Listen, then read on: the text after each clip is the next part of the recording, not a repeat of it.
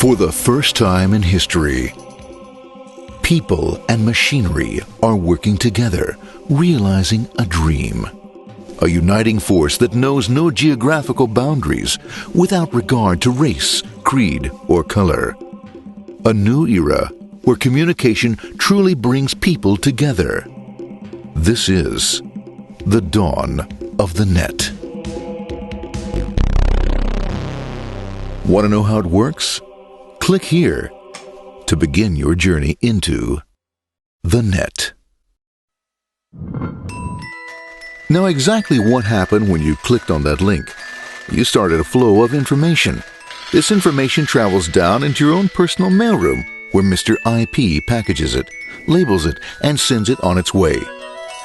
Each packet is limited in its size. The mailroom must decide how to divide the information and how to package it. Now, the package needs a label containing important information, such as sender's address, receiver's address, and the type of packet it is.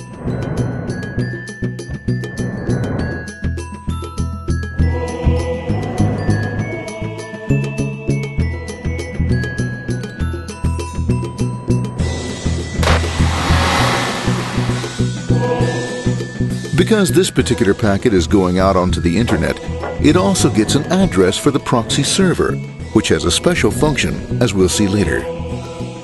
The packet is now launched onto your local area network, or LAN. This network is used to connect all the local computers, routers, printers, etc. for information exchange within the physical walls of the building. The LAN is a pretty uncontrolled place, and unfortunately, accidents can happen.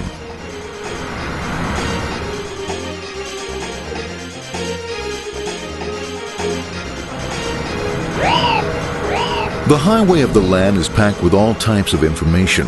These are IP packets, Novell packets, Apple Talk packets. They're going against traffic, as usual. The local router reads the address and, if necessary, lifts the packet onto another network.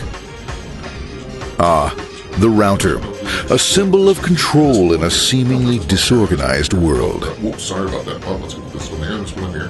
This one goes here, this one goes here. I don't like this one. Let's go with this one. Let's go here. A little bit this left. Let's go with this one here. Another channel here. Let's put that one here. Another one there. Let's put that one here. There he is, systematic, uncaring, methodical, conservative, and sometimes not quite up to speed.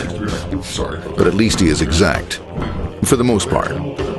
That one was there, that one was there, that one was there, and this one was there. Well, another one that was there, that was there. He's behind him, he was still there, that was there, he was there, one was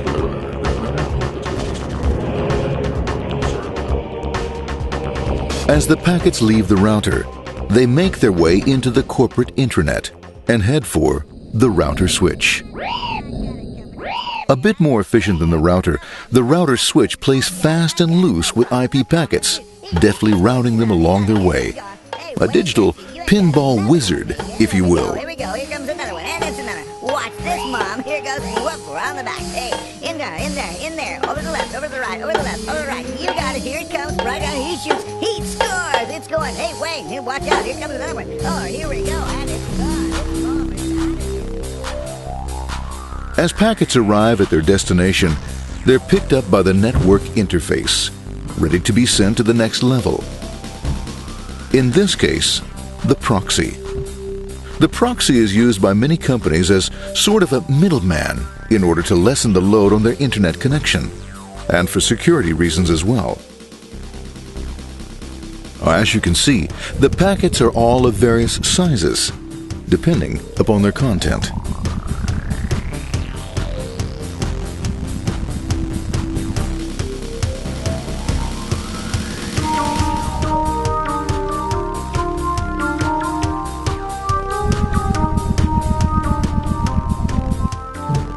The proxy opens the packet and looks for the web address, or URL.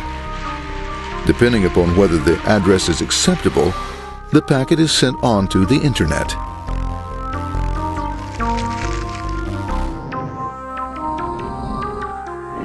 There are, however, some addresses which do not meet with the approval of the proxy, that is to say, corporate or management guidelines.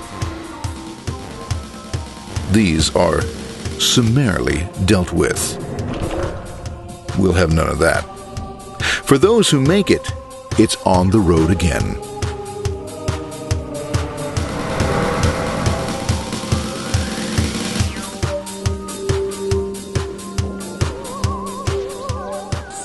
Next up, the firewall.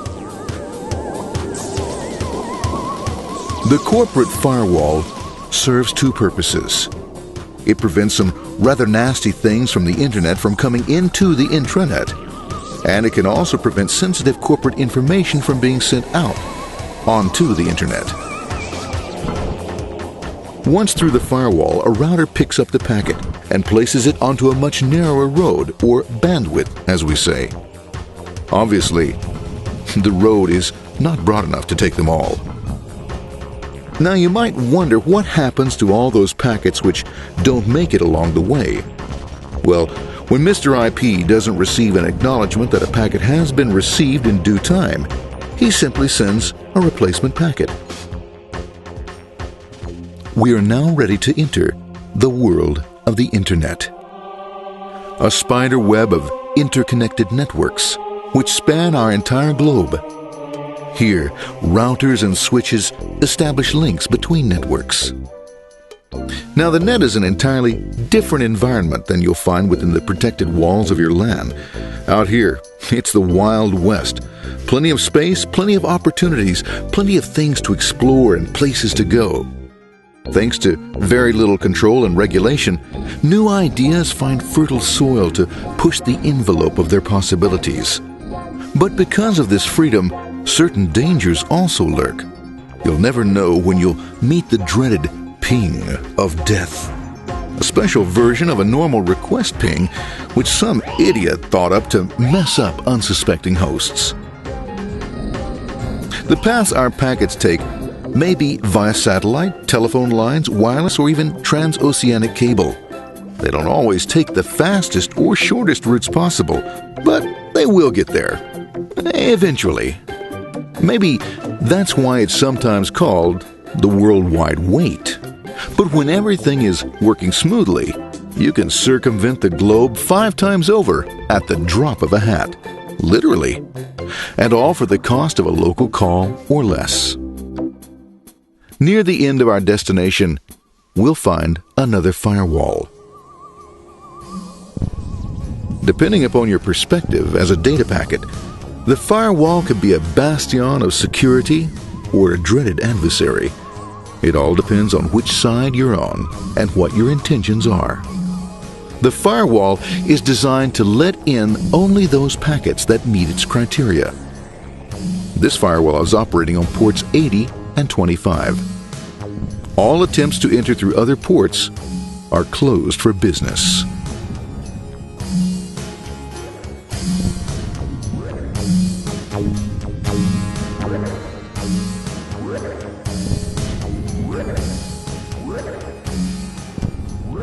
Port 25 is used for mail packets,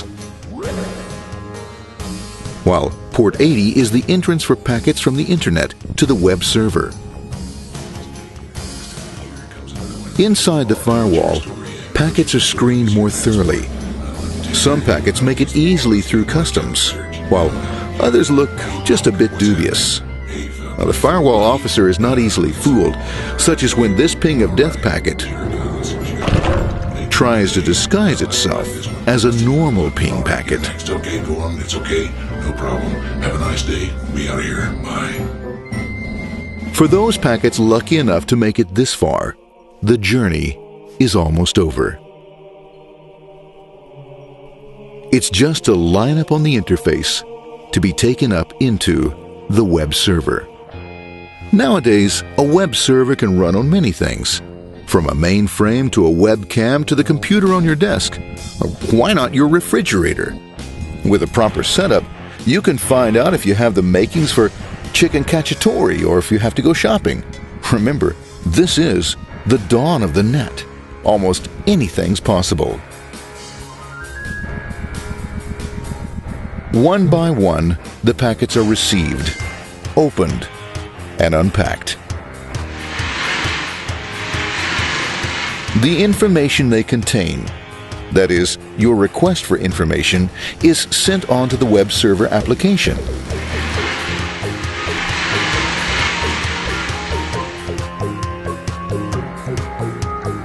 The packet itself is recycled, ready to be used again, and filled with your requested information.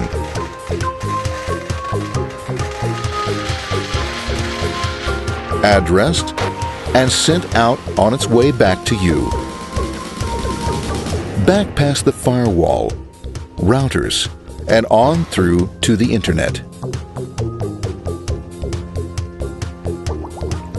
Back through your corporate firewall.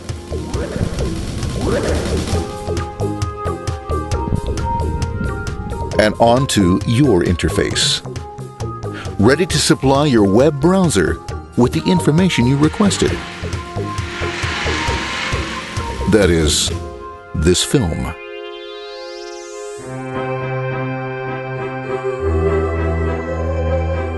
Pleased with their efforts and trusting in a better world, our trusty data packets ride off blissfully into the sunset of another day, knowing fully they have served their masters well. Now, isn't that a happy ending?